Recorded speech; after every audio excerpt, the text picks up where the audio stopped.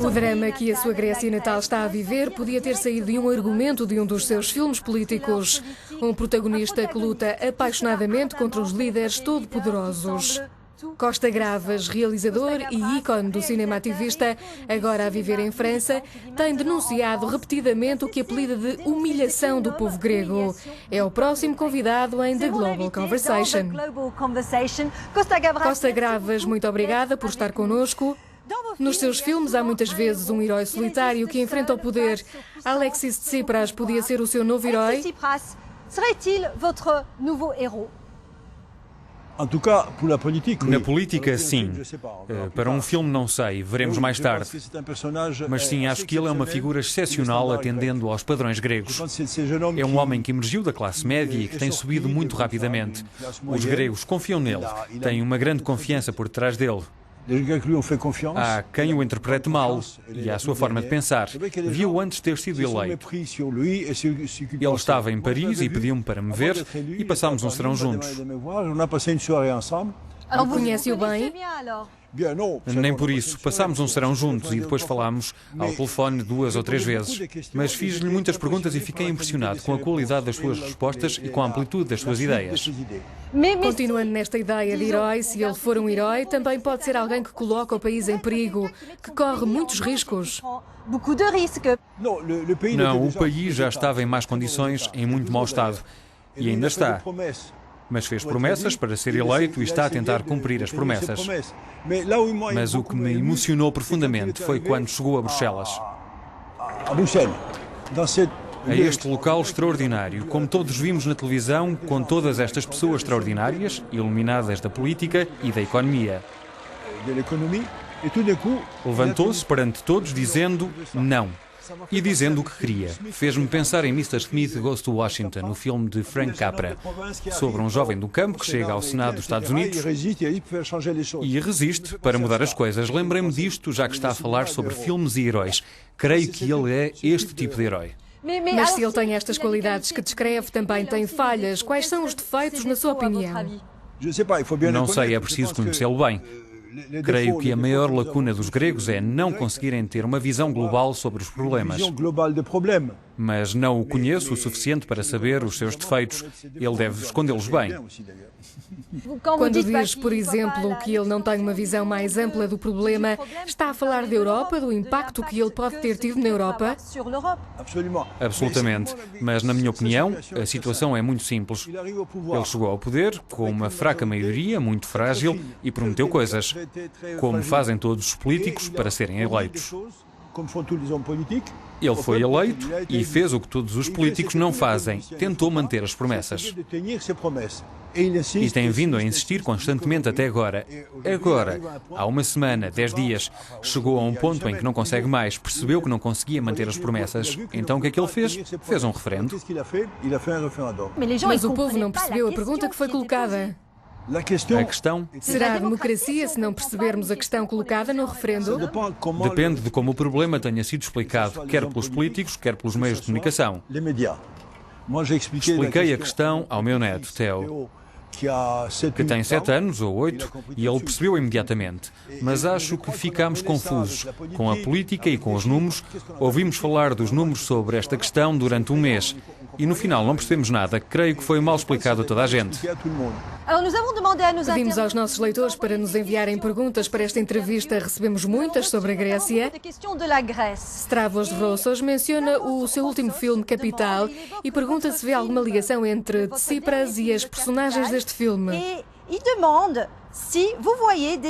Gostaria de lembrar aos nossos telespectadores que é um filme sobre a megalomania dos bancos e da alta finança. Não vejo qualquer relação. Pessoalmente, acho que os banqueiros e a alta finança levaram a Grécia e o resto do mundo até onde estamos hoje. Até este tipo de supercapitalismo onde as pessoas já não contam, onde há cada vez mais pobres e cada vez mais ricos. É essa a questão. No final do seu filme, o protagonista diz: eu sou o novo Robin Hood e roubo aos pobres para dar aos ricos. Não será uma metáfora da Grécia e dos seus credores? Não e sim. Bem, de certa forma. Mas temos de ver como é que esta situação chegou à Grécia. Quem é o responsável é um enorme problema. Em todo o caso, na minha opinião, Tsipras não tem nada a ver com os banqueiros do meu filme, isso é certo. E a Grécia, para continuar com a metáfora, também foi seduzida pelo dinheiro, também é culpada por estar nesta situação. Muitas vezes temos a impressão que a culpa é de toda a gente, menos da Grécia. Claro que a culpa é da Grécia, antes de mais. A culpa é dos políticos. Os gregos que deixaram o seu país caíram num buraco. Os cidadãos gregos que não prestaram atenção ao que estava a acontecer também, mas os bancos diziam: quero ir de férias, então está aqui o dinheiro. As pessoas aceitaram o dinheiro sem pensar duas vezes. O mesmo acontecia se queriam comprar um carro. Ali estava o dinheiro. A certa altura já não conseguiam pagar. E esta responsabilidade é dobrada ou triplicada para a Europa, porque a Europa também tem a sua responsabilidade. Viram muito bem que essa dívida foi subindo cada vez mais e não fizeram nada para travar a situação. A França, a Holanda e principalmente a Alemanha venderam muitos produtos na Grécia, até venderam submarinos a crédito. Mas como é que a Grécia conseguiu aderir à zona euro? Não ficou surpreendido? Achou que a Grécia não estava preparada? Sim, teria preferido que tivessem esperado 2 ou 3 anos antes da adesão ao euro para modernizar o país e conseguir uma administração eficaz. Sempre disse que a Grécia é um país, mas não existe um Estado. Tem as duas perspectivas, a francesa e a grega. Na sua perspectiva francesa, percebe os membros da zona euro que dizem para cortar o elo mais fraco da Europa, já que a Grécia teve 5 anos para colocar a casa em ordem? Por um lado, compreendo-os. Por outro lado, não. Porque se nos tiram do euro, e o que é que vai acontecer a esta dívida? Os gregos vão criar outra moeda, o dracma, ou o que quer que seja, que vai ser desvalorizada imediatamente, não sei, uns 50%, 30%. A dívida vai subir automaticamente e vai ser ainda mais difícil de pagar. Esta dívida nunca vai ser paga assim. O melhor é manter-se na Europa para poder pagar a dívida. Quais seriam as consequências sociais para a Grécia se abandonasse o euro? Seria trágico. Iam recorrer a países como a Rússia, que faz questão de ter uma saída para o Mediterrâneo, e à China, que quer ter uma porta de entrada para a Europa. Alexis Tsipras também está a jogar, porque por um lado acusa a Europa de chantagem, mas ao mesmo tempo parece que está a chantagear a Europa através do reforço dos laços diplomáticos com a Rússia. Sim, mas existem várias razões para isso, na minha opinião.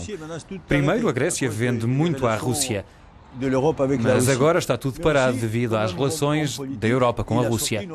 Mas enquanto bom político, apresentou outra carta para dizer que tinha outras opções. Recebemos esta pergunta de Konstantinos Christofis, porque sei que a Grécia lhe é querida, diz ele, e pergunta o que lhe vem à cabeça quando ouve a palavra Hellas, uma forma antiga de dizer Grécia. Hélas significa, bem, provoca uma grande emoção, principalmente numa situação tão grave como esta. Quando está tudo bem, não me importo, nem sequer penso nisso. E, por exemplo, quando os coronéis tomaram o poder, eu estava tão furioso que fiz o filme Z. Foi isso que fiz, o Z. Hoje não tenho inspiração, não tenho a história para fazer um filme. Então venho falar aqui consigo sobre a Grécia e dizer que Tsipras não é o que se possa pensar. Mas agora a situação na Grécia é cada vez pior e parece que vai piorar antes de melhorar. 60% dos jovens estão desempregados. Fala-se de uma geração perdida. Mas quantas gerações perdidas acha que vamos ter?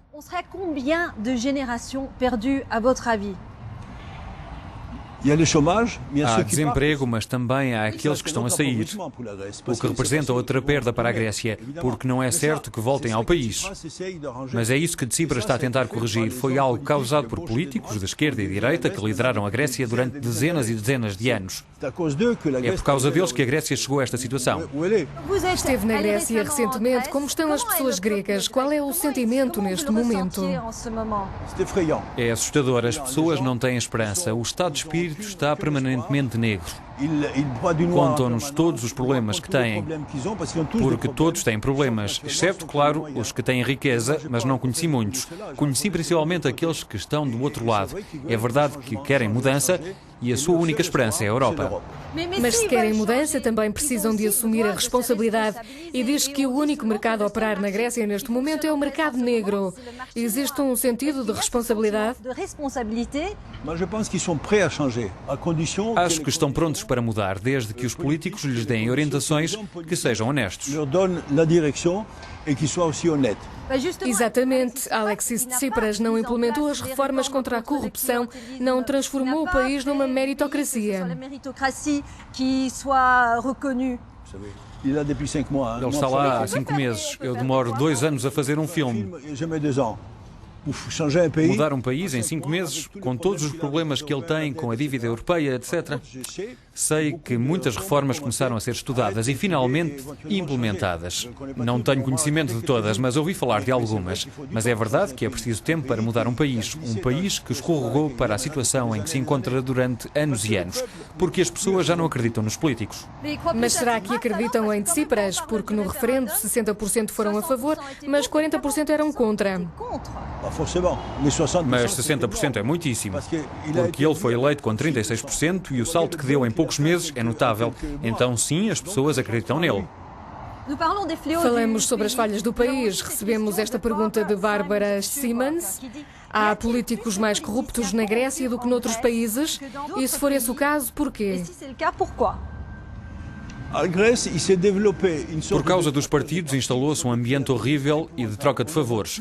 Não se vota num governo porque vai fazer leis, porque vai dirigir o partido, votamos nos nossos próprios interesses. O que é que esses deputados nos vão fazer? Tentam satisfazer o eleitorado. Este é o pior tipo de democracia. É um outro tipo de ditadura e é isto que tem de mudar. Alexis Tsipras disse, e passo a citar, ninguém tem o direito de dividir a Europa. Mas não acha que é uma trágica ironia, porque se há alguém que está a tentar dividir a Europa, é ele. Acredita que a Europa está unida? A Europa está completamente dividida. É cada um por si. Vejam-se os holandeses e os ingleses, cada um do seu lado. É assustador o que está a acontecer na Europa. Mas porquê? Porque a Europa não foi feita por motivos políticos. Tudo começou com Delors e depois Barroso, etc., que a abandonaram. Mas não diria que Tsipras tem dividido a Europa com as suas palavras? Ele está a conduzir a Grécia a sair da Europa. Não, são os europeus que estão a conduzir até à porta de saída. São ambas as partes. Se a Europa tivesse ficado dividida em 5 meses por causa de Tsipras, é porque não estava sólida. Quem seriam os aliados da Grécia na Europa? A Grécia tem aliados? A França? Tem a certeza que a França é um aliado? Em grande medida, o Primeiro-Ministro, o Presidente e eu ouvimos outros políticos ontem que falaram de forma muito positiva sobre a Grécia. Mas os países têm interesses, não têm amigos, não têm aliados, têm interesses e cada um olha pelos seus interesses. Exatamente. Então acha que o presidente François Hollande vai escolher Atenas e não Berlim? Não se trata de uma escolha. Acho que vai tentar encontrar uma solução entre os dois.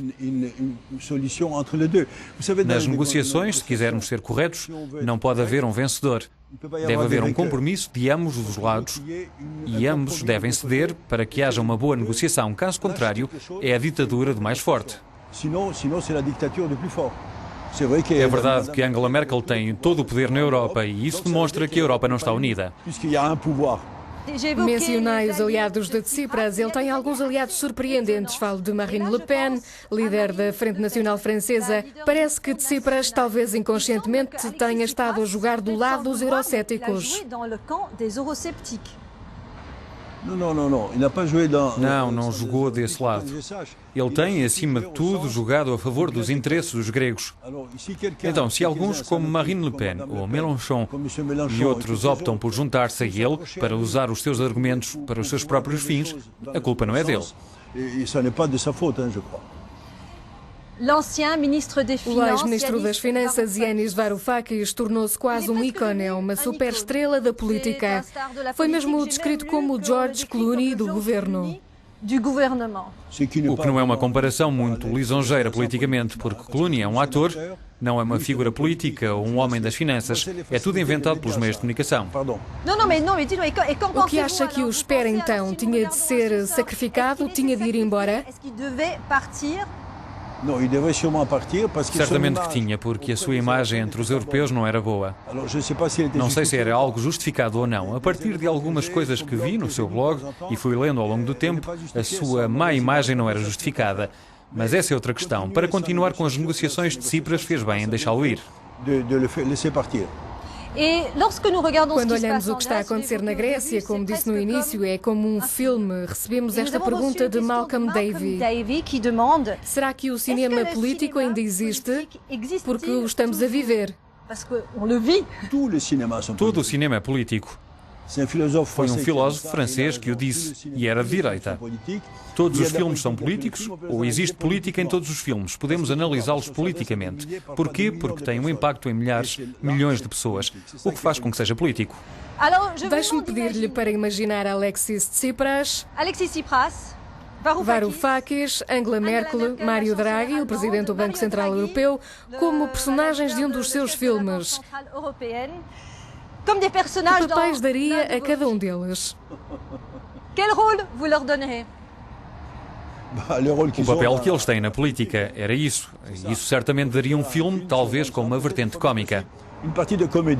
E qual seria esse aspecto cómico? Bem, para ser sério e ter alguma leveza, como disse antes, para fazer as pessoas rir, porque os políticos fizeram muitas coisas ridículas. E o que é que nos pode fazer rir? O que é que acontece agora? Teria de escrever tudo. Por vezes, o seu comportamento, as mentiras, as contradições, dizem uma coisa num dia e no dia seguinte já é diferente. O seu último filme foi em 2012. Esta situação que estamos a viver hoje inspira-o? Pretende fazer outro filme sobre o estado das coisas neste momento?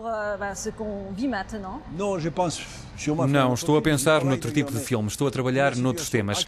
Era preciso Charlie Chaplin para fazer um filme sobre a atual situação europeia. Finalmente, os seus filmes são sobre a realidade e os problemas sociais, o abuso de poder. Qual é o seu ponto de vista sobre a sociedade e os seus excessos? A sociedade tem uma nova religião, que é o dinheiro. Só pensamos em nós próprios e em como conseguir mais e mais. Cada vez pensamos menos nos outros. E como disse antes, estamos numa sociedade onde há cada vez mais ricos e cada vez mais pobres. Podemos aceitar que isto continue? Acho que não podemos. Absolutamente não podemos. Costa Gavras, merci beaucoup d'être avec nous. Merci à vous.